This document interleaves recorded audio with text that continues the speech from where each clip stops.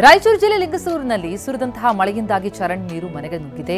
ನೂಪುರ್ ಗ್ರಾಮದ ದಲಿತ ಓಣಿಯ ಮನೆಗಳಿಗೆ ಚರಂಡಿ ನೀರು ನುಗ್ಗಿ ನಿವಾಸಿಗಳು ಪರದಾಡುವಂತಾಗಿದೆ. ಓಣಿಯಲ್ಲಿ ಸರಿಯಾದ ಚರಂಡಿ ವ್ಯವಸ್ಥೆ ಇಲ್ಲ ಅಂತ ಅಧಿಕಾರಿಗಳ ವಿರುದ್ಧ ಸ್ಥಳೀಯರು ಆಕ್ರೋಶ ಹೊರಹಾಕಿದ್ದಾರೆ. ಬೀದರ್ ಜಿಲ್ಲೆಯ ಜೀವನಾಡಿ ಕಾರಂಜಾ ಡ್ಯಾಂನ ಒಳಹರಿವು ಹೆಚ್ಚಳವಾಗಿದೆ. ಜಲಾಶಯದ 8 ಕ್ರಸ್ಟ್ ಗೇಟ್ಗಳಿಂದ 10,000 ಕ್ಯೂಸೆಕ್ಸ್ ನೀರು ಬಿಡುಗಡೆ ಮಾಡಲಾಗಿದೆ. ಹೀಗಾಗಿ ಮಾಂಜ್ರಾ ನದಿ ಮೈದುಂಬಿ ಹರಿತಾ ಇದ್ದು ನೀರು ಬಿಡುಗಡೆ ಹಿನ್ನೆಲೆ ನದಿ ತೀರದ ಜನ ಎಚ್ಚರಿಕೆಯಿಂದ ಇರುವಂತೆ ಸೂಚಿಸಲಾಗಿದೆ.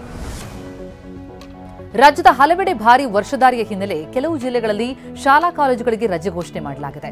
ದಕ್ಷಿಣ ಕನ್ನಡ, ಕೊಡಗು, ಬೀದರ್ ಜಿಲ್ಲೆಯ ಅಂಗನವಾಡಿಯಿಂದ PU ಕಾಲೇಜುವರೆಗೆ ರಜೆ ಕೊಡಲಾಗಿದ್ದು, ಶಿವಮೊಗ್ಗ ಜಿಲ್ಲೆಯ ಸಾಗರ, ಹೊಸನಗರ ತಾಲೂಕುಗಳಲ್ಲಿ ಪ್ರೌಢಶಾಲೆವರೆಗೂ ರಜೆ ಘೋಷಿಸಲಾಗಿದೆ. ಕಲಬುರಗಿ ಜಿಲ್ಲೆಯ ಭಾರೀ ಮಳೆಗೆ ಪಪ್ಪಾಯಿ ಬೆಳೆ ನಾಶವಾಗಿದೆ. ಜೇವರ್ಗಿ ತಾಲೂಕಿನ ಬಿರಾಳ ಗ್ರಾಮದಲ್ಲಿ ಬೆಳೆಯಲಾಗಿದ್ದ ಪಪ್ಪಾಯಿ ಬೆಳೆ ಸಂಪೂರ್ಣ ನಾಶವಾಗಿದ್ದು, ಜಮೀನಿನ ಪರಿಸ್ಥಿತಿ ನೋಡಿ ಅನ್ನದಾತರು ಕಂಗಾಲಾಗಿದ್ದಾರೆ. ಸರ್ಕಾರ ಪರಿಹಾರ ಕೊಡಬೇಕು, ಇಲ್ಲವಾದರೆ ಆತ್ಮಹತ್ಯೆ ಮಾಡಿಕೊಳ್ಳುವುದಾಗಿ ರೈತರು ಎಚ್ಚರಿಸಿದ್ದಾರೆ. ಮರಣ ಮಳೆಗೆ ಕಣಿವೆ ರಾಜ್ಯ ಜಮ್ಮು ಕಾಶ್ಮೀರ ತತ್ತರಿಸಿ ಹೋಗಿದೆ. ಧಾರಾಕಾರ ಮಳೆಗೆ ಪ್ರವಾಹ ಉಂಟಾಗಿ ಹೆದ್ದಾರಿಗಳೇ ಆಹುತಿಯಾಗಿವೆ. ತಾವಿ, ರಾವಿ, ಚೆನಾಬ್ ನದಿಗಳ ರೌದ್ರ ರೂಪ ತಾಳಿದ್ದು ಜನಜೀವನ ಸಂಪೂರ್ಣ ಅಸ್ತವ್ಯಸ್ತ ಆಗಿದೆ. ಮಗಳು ಅನನ್ಯ ಭಟ್ ಧರ್ಮಸ್ಥಳಕ್ಕೆ ತೆರಳಿದ್ದಾಗ ನಾಪತ್ತೆಯಾಗಿದ್ಲು ಎಂಬ ದೂರು ಕೊಟ್ಟಿದ್ದ ಸುಜಾತಾರನ್ನ SIT ತೀವ್ರ ವಿಚಾರಣೆಗೆ ಒಳಪಡಿಸಿದೆ. ನಿನ್ನೆ ರಾತ್ರಿ 10 ಗಂಟೆಯವರೆಗೂ ಅಧಿಕಾರಿಗಳು ವಿಚಾರಣೆ ನಡೆಸಿದ್ದು, ಇವತ್ತು ಕೂಡ ವಿಚಾರಣೆಗೆ ಹಾಜರಾಗುವಂತೆ ಸೂಚಿಸಿದ್ದಾರೆ. ಅನನ್ಯ ನಾಪತ್ತೆ ಬಗ್ಗೆ ಸಾಕ್ಷ್ಯ ಎದುರು ನೀಡುವಂತೆ ಅಧಿಕಾರಿಗಳು ಸುಜಾತಾ ಭಟ್ಗೆ ಕಾಲಾವಕಾಶ ಕೊಟ್ಟಿದ್ದಾರೆ.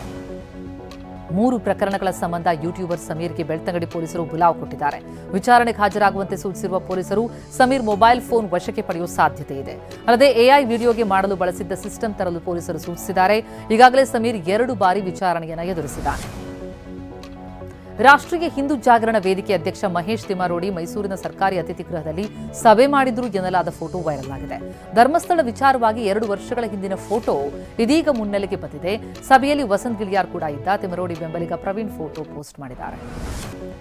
ಮಂಡ್ಯದಲ್ಲಿ ಗಣೇಶೋತ್ಸವ ಆಚರಣೆಗೆ ಜಿಲ್ಲಾಡಳಿತ ಕಟ್ಟುನಿಟ್ಟಿನ ನಿರ್ಬಂಧ ಹೇರಿದೆ ಅಂತ ಆರೋಪಿಸಲಾಗಿದೆ. ನೆಲಮಂಗಲದಲ್ಲಿ ಅನ್ಯ ಧರ್ಮೀಯರ ಪ್ರಾರ್ಥನಾ ಮಂದಿರದ ಮುಂದೆ ಗಣೇಶೋತ್ಸವ ಆಚರಣೆಗೆ ನಿರ್ಬಂಧ ಹೇರಲಾಗಿದೆ. ಜಿಲ್ಲಾಡಳಿತ ಪೊಲೀಸ್ ಇಲಾಖೆ ಕ್ರಮಕ್ಕೆ ಹಿಂದೂ ಮುಖಂಡರು ಆಕ್ರೋಶ ಹೊರಹಾಕಿದ್ದಾರೆ.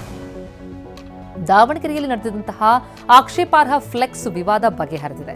ಅನ್ಯಕೋಮಿನ ಜನ ದೂರು ಕೊಟ್ಟ ಹಿನ್ನೆಲೆಯಲ್ಲಿ ಮಟ್ಟಿಕಲ್ಲ ಬಳಿ ಅಳವಡಿಸಲಾಗಿದ್ದ ಶಿವಾಜಿ ಫ್ಲೆಕ್ಸ್ ತೆರವಿಗೆ ಪೊಲೀಸರು ಮುಂದಾಗಿದ್ರು. ಆದರೆ ಇದಕ್ಕೆ ಸ್ಥಳೀಯರು ಆಕ್ಷೇಪ ವ್ಯಕ್ತಪಡಿಸಿದರು. ನಂತರ ಮಾತುಕತೆಯ ಮೂಲಕ ಫ್ಲೆಕ್ಸ್ ತೆರವುಗೊಳಿಸಲಾಯಿತು.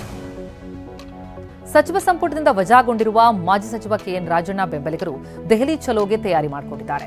ರಾಜಣ್ಣಗೆ ಮತ್ತೆ ಸಚಿವಗಿರಿ ನೀಡಬೇಕು ಅಂತ ಆಗ್ರಹಿಸಿ ಕಾಂಗ್ರೆಸ್ ಹೈಕಮಾಂಡ್ ಮೇಲೆ ಒತ್ತಡ ಹೇರಲು ಮುಂದಾಗಿದ್ದಾರೆ. ಶೀಘ್ರದಲ್ಲೇ ಜಂತರ್ ಮಂತರ್ನಲ್ಲಿ ಉಪವಾಸ ಸತ್ಯಾಗ್ರಹ ನಡೆಸಲು ನಿರ್ಧರಿಸಿದ್ದಾರೆ.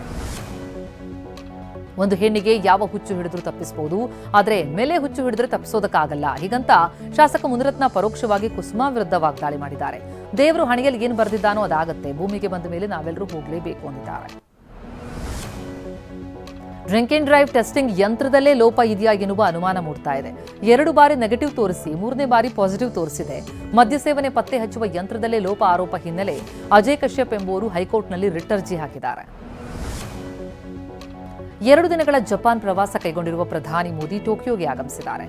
ಟೋಕಿಯೋದಲ್ಲಿ ಮೋದಿಗೆ ಅದ್ದೂರಿ ಸ್ವಾಗತ ಸಿಕ್ಕಿದೆ. ಮೋದಿಯವರು ಭಾರತ ಜಪಾನ್ನ 15ನೇ ಶೃಂಗಸಭೆಯಲ್ಲಿ ಪಾಲ್ಗೊಳ್ಳಲಿದ್ದಾರೆ. ಕೊಪ್ಪಳ ಜಿಲ್ಲೆಯ ಕನಕಗಿರಿಯಲ್ಲಿ ಪ್ರತಿಷ್ಠಾಪಿಸಿರುವ ಜೋಕಾಲಿ ಗಣೇಶ ಎಲ್ಲರ ಗಮನ ಸೆಳೀತಾ ಇದೆ. 13ನೇ ವಾರ್ಡ್ನಲ್ಲಿ ಪ್ರತಿಷ್ಠಾಪಿಸಿರುವ ಗಣೇಶನ ಜೊತೆ ಮಕ್ಕಳು ಜೋಕಾಲಿ ಆಡಿ ಖುಷಿ ವ್ಯಕ್ತಪಡಿಸಿದ್ದಾರೆ.